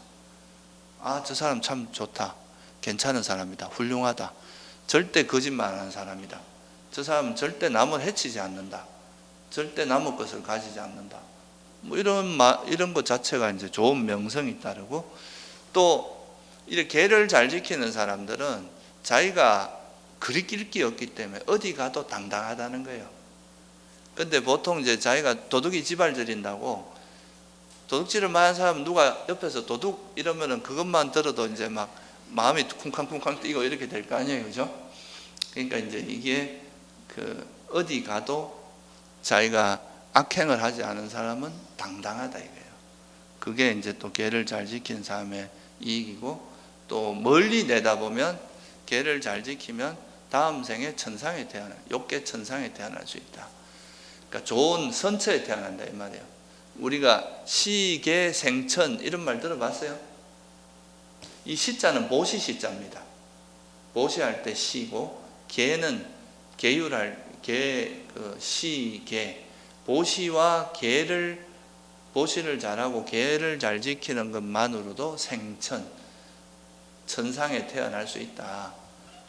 이게 이제 초기 경전에도 보면은 주로 이제 제가자분들에게 부처님께서 주로 많이 설하신 내용은 보시나 계율에 대한 이야기예요. 그걸 이제 기본적으로 충분히 이겨져서 좀 이렇게 마음이 안정되고 이러면 그때 가서 이제 사성제 법문이라든가 이런 좀 깊이 있는 법문을 하고 이랬다는 이야기가 나오거든요.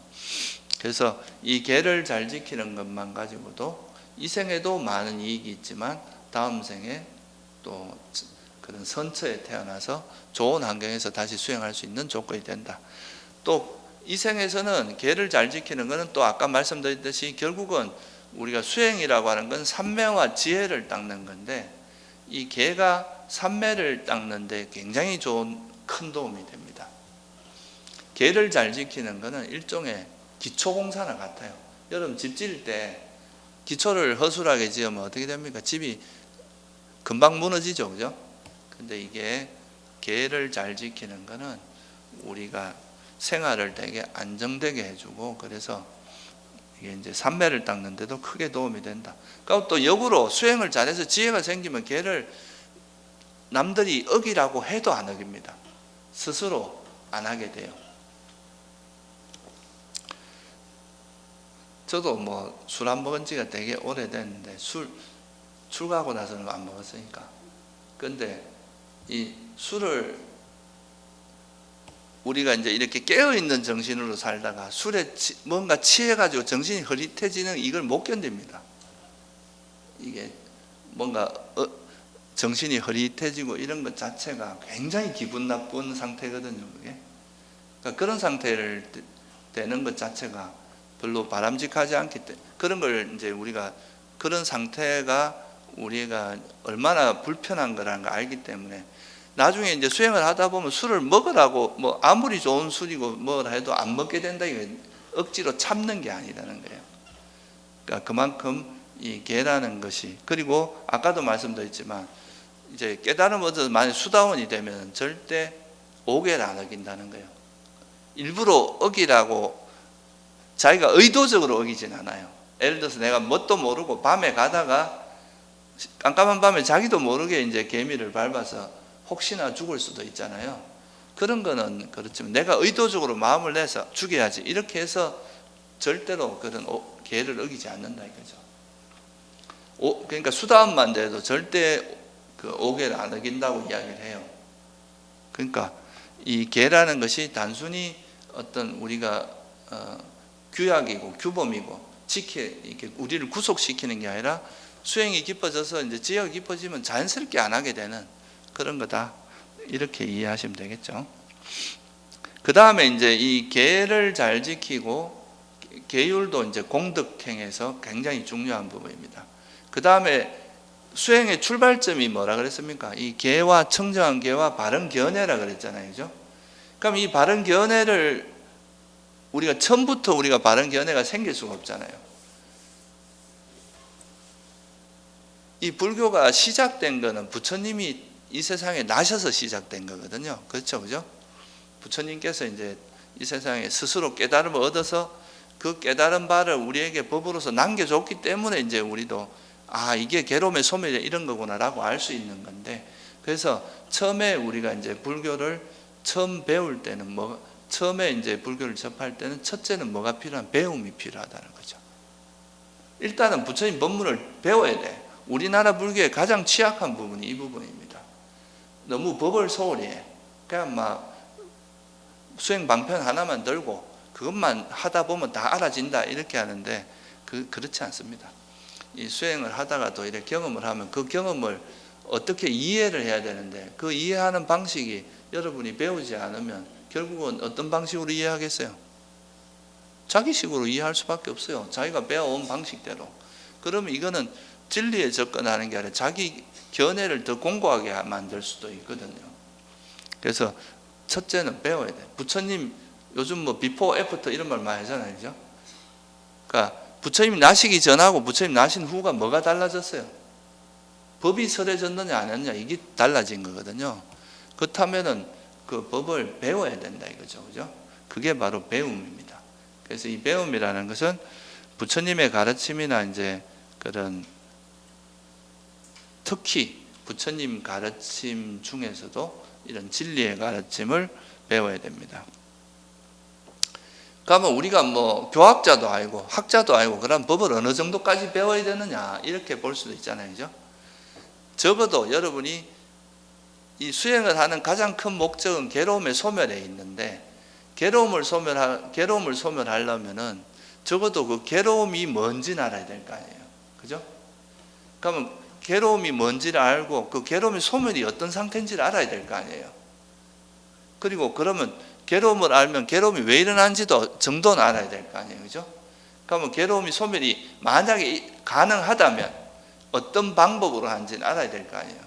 그러니까 적어도 우리가 괴로움이 뭔지, 괴로움이 왜 일어나는지, 괴로움의 소멸은 가능한지, 실현 가능한지, 실현 가능하다면 괴로움의 소멸로 인도하는 방법은 뭔지 이 정도는 알아야 될 거 아니에요. 그래서 이게 바로 사성제입니다. 이 네 가지 사성제가 바른 견해고 이 바른 견해를 정도는 알아야 그래도 수행의 방향성이나 수행의 방법을 알고 소위 말해서 우리가 히말라야를 가려면 지도나 마침반은 있어야 될 거 아니냐 이거죠. 그것도 모르고 가면 언제 어떤 위험이 닥칠지 모르거든요. 그래서 이제 그거를 배우는데 그래서 부처님께서는 이 네 가지는 이거보다 더 많이 알고 뭐 더 많은 지식이 필요한 건 아니에요. 이거는 또 본인의 취향에 따라서 좀 더 공부하고 싶으면 더 하고 하면 되는데 적어도 이 사성제에 나오는 내용 정도는 알고 수행을 해야 됩니다. 이걸 모르고 수행하는 것은 오히려 위험하다. 그래서 우리가 팔정도 중에서도 바른 견해가 제일 첫 번째 나오잖아요, 그죠? 일단은 배우라 이거예요. 배우고 나서 수행을 통해서 이걸 체득하는 과정으로 가는 거거든요. 그래서 이제 사성제를 경전에서 뭐라고 하냐? 모자라지도 않고 넘치지도 않는다. 이렇게 말씀을 하시거든요. 그러니까 이 사성제보다 모자라는 거는 또 수행하는데 부족해. 그렇다고 또 이거보다 더 많이 알 필요는 없어요. 쉽게 말해서 이제 이렇게 큰 길은 알려주고 요 사이에서 가는 건 자기가 또 자발적으로 찾아 나가면서 길을 만들어 나가야 또 자기 자생력이 생기잖아요. 그죠? 이걸 너무 자세하게 설명을 해 놓으면 사람들이 또 자기가 스스로 찾아가는 힘이 없어져 버립니다. 그래서 최소한의 것이다. 이것 정도는 알고 수행을. 수학도 이제 수학에서도 정말 위대한 이론은 심플한 겁니다. 가장 간단한 것이 적용 범위도 넓고 간단한 게 정말 위대한 이론이에요. 그러니까 근데 이거보다 더 줄여서 만약에 법을 드러내지 못한다면 이거보다 더 줄이면 안 되잖아요. 그죠? 그러니까 줄일 수 있는, 법을 드러낼 수 있는, 줄일 수 있는 최소한의 것이 사성제다 이거예요. 그래서 이 바른견해 정도 사성제에 대해서는 적어도 배움을 어느 정도 알고 수행에 들어가야 수행을 제대로 할 수 있다. 그건 앞으로 제가 이제 차차 자세하게 바른견해에 대해서는 좀 설명을 드리도록 하겠습니다. 사성제에 대해서는. 그래서 이게 이제 첫 번째 우리가 배워야 될 것. 그래서 배움이라는 것도 우리가 수행을 하는 데 있어서 아주 중요한 공덕행에 들어간다. 근데 이제 배웠어요. 그러면 이제 또 이 배운 바를 여러분들이 이 수행을 이제 해보면은 우리가 이미 가지고 있는 어떤 사고의 틀이 있잖아요. 그죠? 그러면 그 틀에 의해서 이제 이런 법을 배웠어. 그러면 이게 지금 내가 부처님께서 의도하는 그 말씀인지 아니면 내 식으로 받아들인 건지 이런 걸 사실 알기가 쉽지 않거든요. 그러니까 이거는 어떤 과정이 필요하냐 하면 이게 좀 대화가 필요해요. 이 수행하는 사람들이 혼자 우리가 토굴중이라는 토굴 수행자 이런 말을 많이 하거든요. 혼자서 한 10년 정도 있다 나온 사람들의 특징이 있어요. 이게 소통이 안 돼.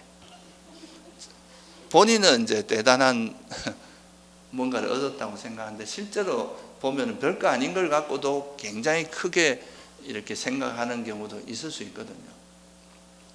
옛날에 농담삼아 그런 이야기를 해요. 어떤 둘이가 막 바둑에 대해서 고수가 되겠다고 이제 산속에 들어가서 10년간 눈이 오나 비가 오나 바둑을 둔 거야, 둘이서. 그래서 나와서 이제 기원을 다니면서 이제 다 도장 깨기를 하러 다닌 거죠. 근데 도장에 가보니까 자기들 실력이 1급 정도밖에 안 되더래. 그러니까 그 둘이 머리에서 나올 수 있는 수가 뻔하다 이거죠. 그러니까 이제 이게 고립돼 있다 보면은 자기 수준을 잘 몰라요. 별거 아닌 걸 과도하게 생각할 수도 있고, 또 이 수행이라는 게 어떤 면에서는 상당히 주관적이잖아요. 그죠? 자기 내면에서 일어나는 거니까. 그러니까 이거를 자기식으로만 생각하다 보면 이것이 객관화가 잘 안 될 수 있습니다. 그래서 이거를 좀 먼저 수행도 하신 분, 스승이 있으면 제일 좋고, 같은 이제 수행하는 분들하고 이렇게 대화를 하다 보면 이제 자기 생각이 어디가 좀 잘못됐고, 어디가 좀 과하게 나갔고, 어디가 부족하고, 이런 거를 좀 검증하는 수단이 되겠죠. 그죠? 이 수행도 사실은 이게 이제 되게 미묘하고 깊이 있는 거라서요. 잘못하면 엉뚱한 길로 빠지게 되기 쉽습니다. 그래서 이런 걸 이제 충분히 검토를 해서 이제 이야기를 해보면서 또 이런 이야기를 듣다 보면 우리가 예전에 보면 그런 거 있잖아요. 혼자 막 연애하면은 내가 하는 건 이 세상에 나만 하는 것 같고 이렇게 생각하잖아요. 이 아름다운 건 나밖에 없다고 생각하는데, 근데 막상 이야기하면 비슷하거든요. 그런 것처럼 이 수행도 수행을 하다 보면 그 사람들이 겪는 그 처음 이 수행을 해 나가면서 겪는 그 경험이나 과정은 되게 비슷비슷해요. 근데 그거를 혼자 있으면 이걸 과도하게 너무 의미를 크게 부여할 수도 있어요. 그러면 옆에서 보면 아무것도 아닌데 자기는 깨달았다고 생각하고 이럴 수도 있다 이거예요. 그래서 이 수행에서는 법담이 또 되게 중요합니다. 이거는 좀 객관화하는 작업이 꼭 필요해요. 잘못하면은 이게 자기 생각으로 가서 사견이 굉장히 강해지기 쉽습니다. 여러분 수행하시면서 그런 거 많이 봤죠? 수행을 오래 했다는 사람이 오히려 막 되게 고집스럽고 자기 생각에 빠져있고 뭔가 이렇게 일반적으로 상식적으로 봐도 이해가 안 되는 그런 경우도 있잖아요. 그죠? 그런 거는 자기 세계에 너무 빠지면 그래 됩니다. 그래서 이런 법담이 중요합니다. 그래서 법담은 그런 검증하는, 자기 수행이 올바른 길로 가는지 안 가는지를 검증하는 수단이 돼요. 그거는 가급적이면은 좀 수행에 대해서 경험이 많고 좀 이런 분들하고 같이 법담을 하는 것이 가장 좋아요. 그러면서 이제 우리가 그렇잖아요. 그 어떤 뭐 히말라야를 갈 때도 먼저 거기 도달한, 한번 가본 사람, 그래도 경험 있는 사람한테 이야기해 보면 제일 그 시행착오가 적을 거 아니에요, 그죠? 그게 안 되면 이제 같이 공부한 사람들하고도 같이 이제 법을 가지고 같이 대화를 나누다 보면 그런 이제 위기를 좀 더 객관화 작업이 가능하고, 또 자기가 어려움에 처해서 수행하다 난관에 처했을 때 그거를 극복할 수 있는 그런 또 힌트를 얻을 수 있는 그런 계기도 되기 때문에 이런 법담도 굉장히 중요합니다. 수행은 무조건 혼자 한다고 생각하는데 안 그래요. 우리가 경전에도 보면은 이제 아라한들도 한 5일 동안은 말도 안 하고 혼자 막 묵언하면서 수행을 해요. 그리고 한 5일 정도 지나가서 이제 한 저녁에 모여서 밤이 새도록 이야기했다, 법담을 나누었다, 이런 이야기가 나와요. 경전에 보면 실제로. 그러니까 이 법을 같이 이야기하는 것은 굉장히 법에 대해서 깊이 있게 이해하고 또 자기가 미쳐보지 못한 새로운 관점을 이해하고 이러는 데도 상당히 도움이 되거든요. 그래서 이 법담이 또 이제 바른 견해를 배우고 그 법담을 나누고 이렇게 사유도 하고 이런 것들이 바른 견해를 처음에 이제 수행 이전에 좀 바르게 알고 들어가는데 상당히 도움이 된다. 그리고 나서 이제 본격적으로 이런 게 갖추어지고 나서 이제 본격적으로 수행에 들어가는 거죠. 그러면 이제 그때 하는 게 이제 소위 말해서 삼매를 닦고 지혜를 개발하는 이 수행입니다. 그래서 이 삼매와 지혜를 닦는 것을 우리가 수행이라고 표현을 해요. 그 이전의 거는 이제 주로 이제 공덕 정도로 이야기하는데, 본격적인 공덕행위라고 하는 거는 이제 삼매를 닦고, 삼매는 그러니까 이제 우리 마음을 깨끗하게 하는 거거든요. 이제 나중에 제가 자세히 설명드릴게요. 그러니까 이제 그런 삼매, 마음이 이렇게 청정해지면 그 청정한 마음을 가지고 우리가 이 세상의 실상, 그 왜곡된, 우리는 보통 뭐 마음에 들면 좋아하고 싫어하고 이런 오호가 분명하잖아요. 그게 아니라 이런 좋아하고 싫어하는 감정을 딱 내려놓고, 그게 삼매거든요. 이런 게 딱 없어지는 상태가, 그 상태에서 그냥 있는 그대로 보는 거죠. 그냥 그것을 뭐 예를 들면 뭐 A라는 사람이 있고 B라는 사람이 있어요. 우리는 보통 A는 저 사람 좋은 사람, 나쁜 사람, 보기 싫어, 이 사람 좋은 사람, 이렇게 구분하고 막 여기에 뭔가 분별이 많이 들어가잖아요, 그죠? 그게 아니라 그냥 그 사람을 있는 그대로 보는 것처럼 사물을 있는 그대로 보는, 그게 지혜인데, 이 삼매와 지혜를 이제 닦아야, 삼매가 이제 지혜의 기반이 되고 또 지혜가 있어야 삼매를 닦을 수 있습니다. 그래서 이 삼매와 지혜가 서로 이렇게 이제 계속 닦아 나가다 보면 그게 이제 무르익으면서 나중에 이 삼매와 지혜가 무르익으면서 나중에 소위 말해서 명지라고 하는 깨달음의 지혜가 생기는 거죠. 그래서 이런 이 깨달음이 일어나기 전까지의 그 삼매, 지혜, 이건 다 공덕으로, 넓게 보면 이것도 다 공덕행에 들어갑니다.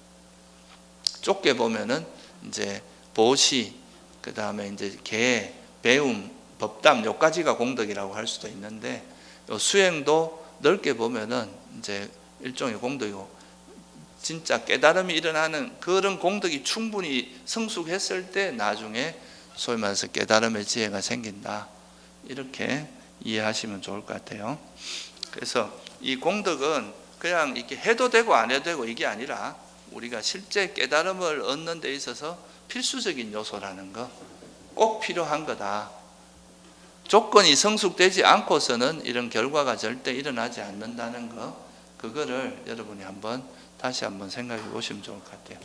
예, 오늘은 여기까지만 하고 다음 시간부터 이제 본격적으로 팔정도에서 이제 우리가 바른 견해라고 하는 게 있잖아요, 그죠? 이제 오늘까지는 계율과 이제 보시, 이런 이제 전반적인 공덕에 대해서 이야기했는데, 이제 본격적으로 그 팔정도의 내용에 대해서 다음 시간부터 좀 더 공부를 해보겠습니다. 예, 오늘 여기서 마치겠습니다.